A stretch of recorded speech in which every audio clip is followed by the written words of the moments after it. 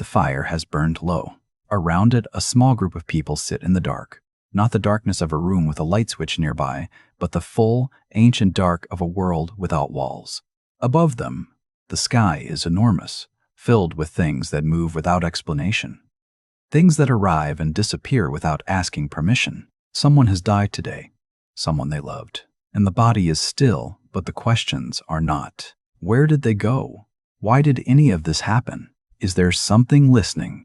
Something beyond the fire, beyond the dark, beyond the edge of what can be seen or touched or proven? They don't know. They cannot know. And yet, they reach. Why is it that the human mind, even now, even after everything we have learned, still reaches toward what it cannot prove? Before there was religion, there was uncertainty. And uncertainty, for a creature as aware as a human being, is not a neutral experience. It is uncomfortable. Sometimes it is terrifying. The early human mind was not equipped with the answers we now carry in textbooks and search engines. It was equipped only with awareness, a sharp, restless, pattern-seeking awareness that looked at the world and could not stop asking why. Why does the river flood this season and not the last? Why does the child survive and the elder does not? Why does the storm arrive without warning, take what it takes, and leave without explanation? These were not philosophical questions asked in comfort. They were urgent questions, asked in the middle of loss, in the middle of fear, in the middle of a life where unpredictability was not an inconvenience, but a constant threat. The mind, based with something it cannot explain, does not simply rest in the not knowing. It reaches for a shape, a cause, a reason. This is not a flaw in human thinking. It is one of its deepest and most functional instincts. Pattern recognition kept our ancestors alive. Connecting cause to effect helped them predict, prepare, protect. And when no visible cause could be found, the mind did what it had always done. It looked further, beyond the visible, beyond the provable, into the space where something must exist. Because the alternative, that the world is simply random, that suffering has no meaning, that death leads nowhere, was not a thought the human mind could easily carry and still continue. Archaeologists have found evidence of ritual burial practices dating back over 100,000 years. Early humans placing objects, flowers, and tools alongside their dead. Long before written language, long before organized religion as we know it, people were already performing acts that suggest belief in something beyond physical existence. They were already answering the unanswerable with gesture, with care, with meaning. This is where belief begins, not in temples or texts, but in the raw encounter between a conscious mind and a world that will not explain itself. There is something deeply human in the image of an early person standing at the edge of something they do not understand. A volcano, an eclipse, the silence after a loved one's last breath. And choosing, in that moment, not despair, but interpretation, assigning presence to the darkness, giving name to the force behind the wind, not because the name was true in any verifiable sense, but because naming something is a way of entering into relationship with it. And relationship, even with the unknown, is bearable in a way that pure randomness is not. What the first believers were doing was not ignorance dressed as wisdom. They were doing something genuinely intelligent, building a bridge between the mind and the uncontrollable, using the only material available to them. Story, symbol, faith. The need was not born from weakness. It was born from the very quality that makes us human. The refusal to live in a world that means nothing. A belief held alone is fragile. A belief held together becomes something else entirely. This is the transition that changed everything. Not the moment humans first reached toward the unknown, but the moment they began reaching together, when the private act of making meaning became a shared one, when the story told at one fireside was carried to the next, until it became something larger than any single person's experience, until it became a system. This shift did not happen by design. No one gathered the early communities together and proposed the construction of a religion. It happened organically, the way most deep human patterns do. Through repetition, through need, through the discovery that a shared story is more powerful than a solitary one. When two people face the same darkness with the same explanation, the darkness becomes more bearable. When an entire community moves together through ritual, the same gestures, the same words, the same season of ceremony, something is created that is greater than comfort. Something that binds. Anthropologists have observed that every known human culture, without exception, has developed some form of religious or spiritual practice. Not the same practice, the forms are extraordinarily diverse, but the same underlying impulse, the impulse to mark what cannot be measured, to gather around what cannot be seen, to build shared meaning out of shared mystery. This universality is not coincidence. It suggests that the need being met is not cultural, but human, something woven into the structure of how we live together. As communities grew, the beliefs grew with them. What began as personal gestures, a stone placed at a grave, a fire lit for the returning sun, became ceremony. Ceremony became tradition. Tradition required memory, and memory required keepers. And so emerged the figures who stood between the community and the unknown. The shaman, the priest, the elder who knew the words, the one who understood the proper way to ask. Knowledge of the sacred became its own kind of power. And with power came structure. With structure came institution. Think of how a simple act of remembrance, lighting a candle for someone who has died, moves through time. In one generation, it is a personal gesture, spontaneous and private. In the next, it becomes something the family does together, on a particular night, in a particular way. A generation later, the specific reason may be half forgotten, but the act remains, carried forward not because everyone understands its origin, but because doing it together feels like belonging. The meaning has shifted, but the need it serves has not. This is how belief becomes religion, not through revelation alone, but through the deeply human desire to share what cannot be proven, to make the invisible into something that can be touched, through ritual, through community, through the comfort of knowing that others stand in the same uncertainty and choose the same answer. What was once a single mind reaching into the dark had become a whole civilization organized around that reach. The question was no longer just what is out there. It was who are we, together, in relation to it. There is a shadow that follows every system built on belief, and it does not arrive from outside. It grows from within, from the very things that made the system powerful in the first place. The shared story that binds a community together also, by its nature, draws a boundary. Those inside the story belong. Those outside it do not. And a boundary, once drawn around something sacred, becomes very difficult to question, because questioning it feels not like intellectual inquiry, but like betrayal. This is the tension at the hidden center of organized belief. The same structure that offered comfort to the frightened, meaning to the grieving, and belonging to the isolated, that same structure could be turned. Slowly, sometimes imperceptibly, the bridge built between the human mind and the unknown became a gate, and gates can be opened or they can be closed. And someone always holds the key. History is not gentle on this point. The institutions that grew from humanity's deepest need for meaning have also, at various moments, been instruments of extraordinary control. Belief in the unprovable, precisely because it cannot be disproven, creates a particular kind of authority, one that is very difficult to challenge from within. If the source of truth is beyond human reach, then those who claim to interpret that source hold a power that ordinary evidence cannot touch. And power, without accountability, tends toward the same destination regardless of the tradition that carries it. This does not mean that the belief itself was corrupt. It means that human systems, even those built from genuine need and genuine reverence, are still human systems.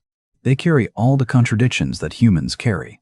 The same religion that built hospitals and schools that gave the grieving somewhere to place their sorrow, that held communities together through famine and loss, also in different hands in different centuries demanded silence, punished doubt, and drew the boundary of the sacred tightly enough to leave many people standing in the cold outside it. Think of a person who grows up inside a tradition that has given their family structure, comfort, and identity for generations. The prayers, the festivals, the particular way of marking birth and death, these are not abstract to them. They are the texture of a life. And then comes the day when something in that tradition asks them to accept something they cannot reconcile with what they know to be true about themselves. The tradition that once felt like home begins to feel like a wall, and the fear of stepping outside it is not just social, it is existential, because the story that explained the world is also the story that explained them. This is the hidden cost of a system built on unprovable foundations. It asks, at some point, for a surrender of doubt, and doubt, the willingness to not know, to keep asking, to hold the question open, is not the enemy of belief. It is, in many ways, its most honest form. The conflict is not between faith and reason. It is between the genuine human need that faith was born to serve and the very human tendency to protect that faith by closing the door on the questions that gave it life. If religion belongs to the past, someone should have told the present. because the need that built the first temples has not disappeared. It has not been dissolved by science, replaced by technology, or reasoned away by centuries of philosophical inquiry. It has simply moved, quietly, without announcement. It has relocated itself into new structures, new languages, new forms of gathering, and it continues to do exactly what it always did. We live in an era that is, by many measures, the most scientifically literate in human history. We have mapped the genome, photographed the edges of the observable universe, and built machines that can answer almost any factual question within seconds. And yet surveys conducted across dozens of countries consistently find that the vast majority of people on Earth maintain some form of spiritual or religious belief. Even in the most secular societies where formal religious practice has declined sharply, researchers find that the underlying need for meaning, for connection to something larger, for a story that holds the unknown in a bearable frame, remains almost universally present. What has changed is not the need. What has changed is the container. For many people in the modern world, the container is no longer a church or a temple. It is a political movement that offers a complete explanation of how the world works and who is responsible for its suffering. It is a wellness philosophy that promises transformation through the right practices, the right mindset, the right daily rituals. It is a devotion to a particular idea of progress. The secular faith that science and reason will, eventually, answer everything that currently remains dark. These are not religions in the traditional sense, but they carry the same functional architecture, a shared story, a community of believers, a set of practices that mark belonging, and an answer, however provisional, to the question of what all of this means. Even the rituals have survived the translation. The stadium concert where thousands of strangers become, for 2 hours, a single body moving to the same sound. The morning routine performed with the consistency and intentionality of a daily prayer. The annual gathering of a family around a table, repeating the same meal, the same stories, the same particular way of being together. Secular in form, but sacred in feeling. Think of someone who describes themselves as having no religion, no spiritual practice, no belief in anything beyond the material world. And yet every Sunday morning, without fail, they walk the same route through the same park, in the same quiet, and return feeling something they can only describe as restored. They have not named it, they have not built a theology around it, but they return to it faithfully, because something in that walk meets a need that the rest of the week does not. The form is unrecognizable. The need is ancient. This is what the history of religion, looked at honestly, reveals. Not a story of superstition gradually replaced by knowledge, but a story of a permanent human hunger that knowledge alone has never fully fed. The questions that sent the earliest humans reaching into the dark are the same questions that remain, quietly, at the center of even the most modern life. Why am I here? Does any of this matter? Is there something beyond what I can see? The answers change. The questions do not. So why do we believe in what we cannot prove? Not as a failure of intelligence, not as a remnant of a less enlightened time, but as something that belongs to us, genuinely, persistently, perhaps permanently, as the kinds of creatures we are. Here is one way to sit with it. The human mind is unique in a particular and not entirely comfortable way. We are, as far as we know, the only beings on Earth who are fully aware that we will die. Not just instinctively afraid of danger, but consciously, reflectively aware that everything we love, everything we are, everything we have built and felt and become, will one day end. We carry this knowledge with us through every ordinary Tuesday, every shared meal, every ordinary moment of a life that is also, always, a finite one. That is an enormous thing to carry.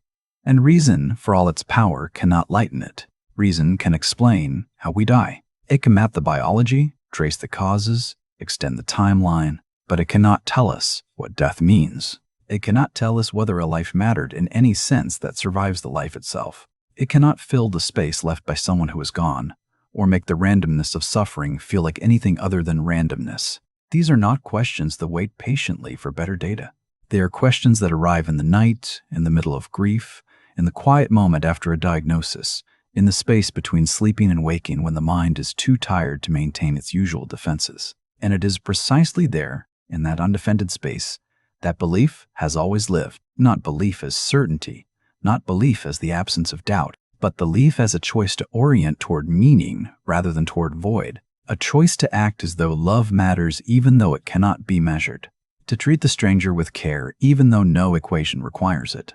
to mark the passing of a life with ritual, even though the universe does not observe the ceremony. The philosopher William James wrote, more than a century ago, that the deepest human need is the need to be understood, to feel that the universe is not entirely indifferent to our existence. He was not arguing for any particular religion. He was observing something about the structure of human consciousness itself, that we're meaning-making creatures, not by choice but by nature, and that a life lived entirely without meaning, without story, without something to believe in, beyond the immediate and the measurable, is not a more rational life. It is simply a lonelier one. This does not mean that every belief is equally true, or that the desire for meaning justifies any claim made in its name. It means something more careful than that. It means that the impulse to believe, to reach toward what cannot be proven, to build a story that holds the dark at a bearable distance, is not something to be ashamed of or argued out of. It is something to be understood, to be looked at with honesty and without contempt. Because underneath every religion, every spiritual practice, every secular faith in progress or justice or love, underneath all of the forms that the need has taken across 10,000 years of human history, there is the same original moment, a person, a darkness they cannot explain, and the decision, made not from certainty, but from something deeper than certainty, to reach anyway. That reaching is not proof of anything beyond itself. But it may be the most human thing we do. Until next time, my friends, sleep well and stay curious.